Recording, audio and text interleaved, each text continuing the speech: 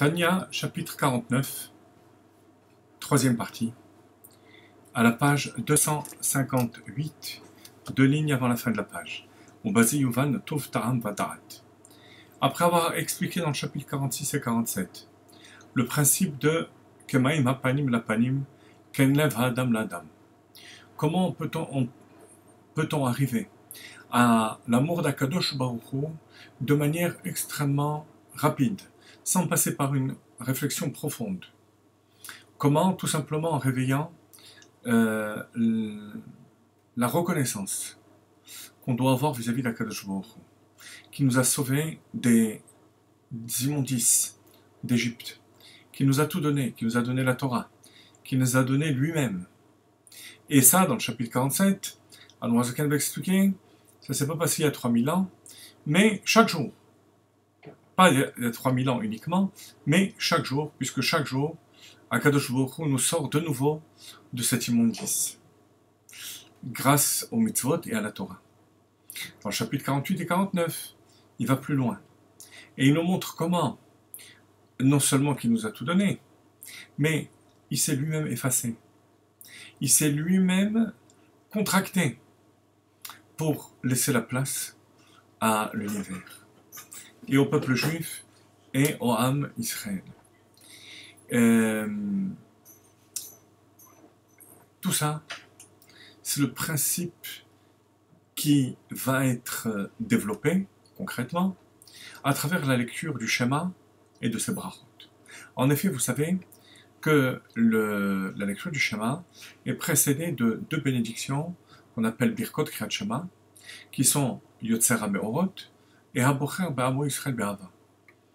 Les commentateurs, nos maîtres, les Rishonim, s'interrogent quant à l'appellation Birkot Kriyat Shema. En quoi ces bénédictions sont-elles les bénédictions du schéma? Bénédiction du schéma, ça devrait être Asher Kideshanu B'mitzvotav V'tzivanu Likro Shema. Mais là, apparemment, ces bénédictions n'ont pas de rapport direct avec la lecture du schéma. Ça va être la question par laquelle Admorazaken va commencer.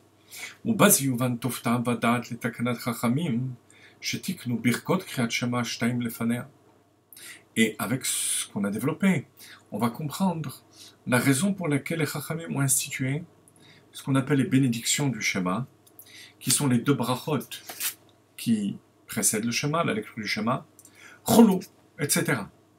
Certains commentateurs disent que le Cholo ici, c'est les brachot du schéma du soir.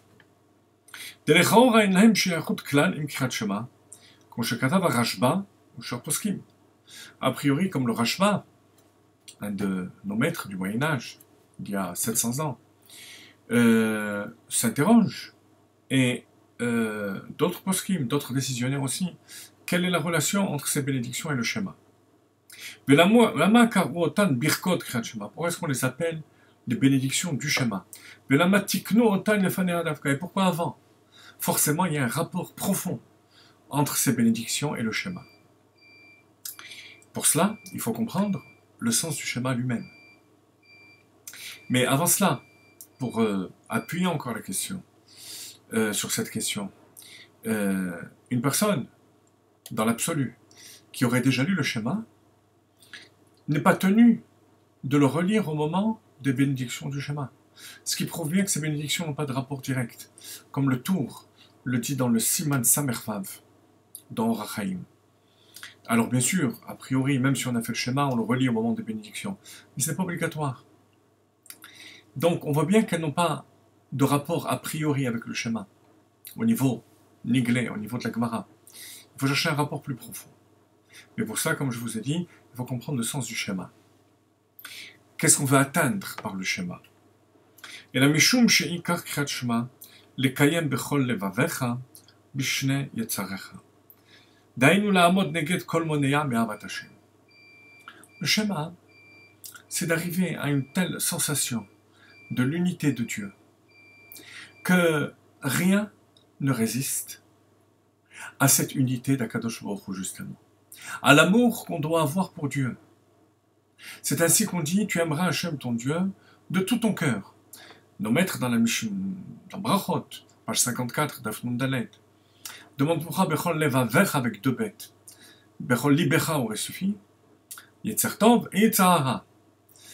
Servir Dieu, aimer Dieu, c'est pas seulement avec le côté positif qu'il y a en nous. Même le Yetzer Hara, le mauvais penchant, ne doit pas résister. Parce qu'on se rend compte que Dieu est un.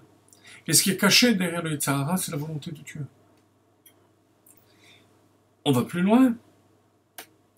Ulevavecha, Hena Isha Viladeha. La Gemara, cette fois-ci dans Shabbat, Dafkuf Nun Bet, page 152, nous dit que Bechol Levavecha, tu aimeras de tout ton cœur. Ça veut dire au-delà de l'amour qu'on a envers sa propre femme et ses propres enfants. Chez les Vavos, chez l'Adam, Kshuraban Betivo, envers lesquels le cœur de l'homme est attaché naturellement. Comme Shamurazal Pasuk Ho Amar Vayehi Zoisha. C'est lui qui a décrété cet amour, c'est l'amour qu'on a envers notre femme. Utsio Vayahamod Elubanim, et envers nos enfants. Nafshecha, de toute ton âme, même si tu dois sacrifier ta vie. Mais Odecha, de tous tes moyens, disent nos maîtres, Chaye Umzone, c'est-à-dire l'argent. L'Afkira Kol Bishvila Vatashim, être capable de tout abandonner pour Dieu. Comment est-ce qu'on arrive à un niveau pareil? Eh bien justement, par Yotzer Or et Abocher Ba'amo Yisrael Be'ava. Quel est le contenu de ces bénédictions qui sont appelées bénédictions du Shema? Yotzer HaMeorot, c'est se rendre compte de la grandeur de Dieu, qui a créé les luminaires, qui a créé les anges, qui a créé tout l'univers. Première bénédiction. Tout de suite après, Abocher Ba'amo Yisrael Be'ava. Il a mis tout ça de côté pour choisir, pour élire le peuple juif.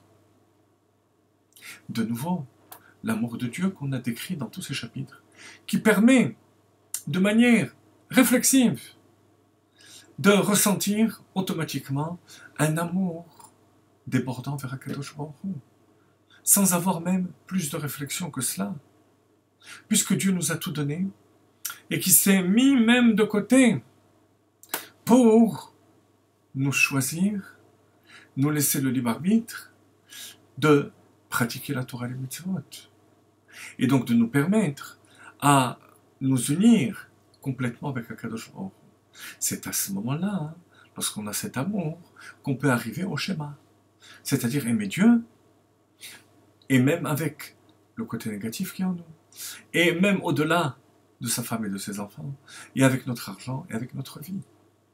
Il s'agit donc bien des bénédictions du schéma.